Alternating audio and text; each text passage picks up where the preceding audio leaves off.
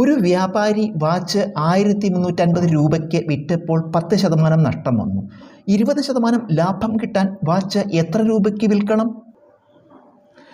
വാങ്ങിയ വില, ലാഭം, നഷ്ടം, വിറ്റ വില.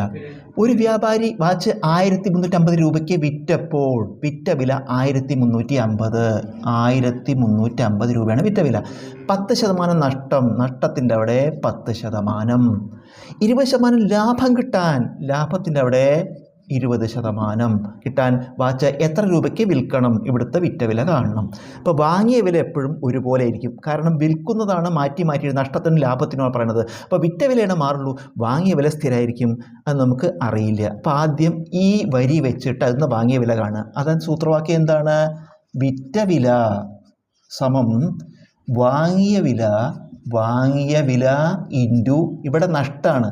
അപ്പോൾ 100 കുറയ്ക്കണം നഷ്ടശതമാനം ബൈ 100 വില കൊടുക്കുക.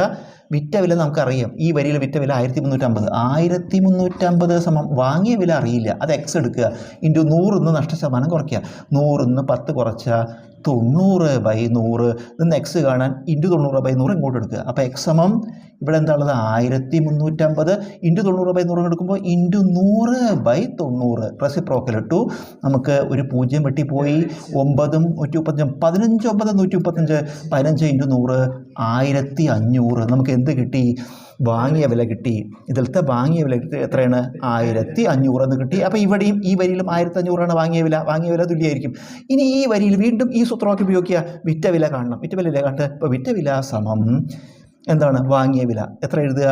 1500 ഇൻറ്റു സൂത്രവാക്യം മാറ്റണം. കാരണം നഷ്ടമാകുമ്പോഴാണിത്. ലാഭമാകുമ്പോഴോ 100 പ്ലസ് ലാഭശതമാനം വരും. 100 പ്ലസ് ലാഭശതമാനം. അപ്പോൾ 100ഉം 20ഉം കൂട്ടിയ 120/100.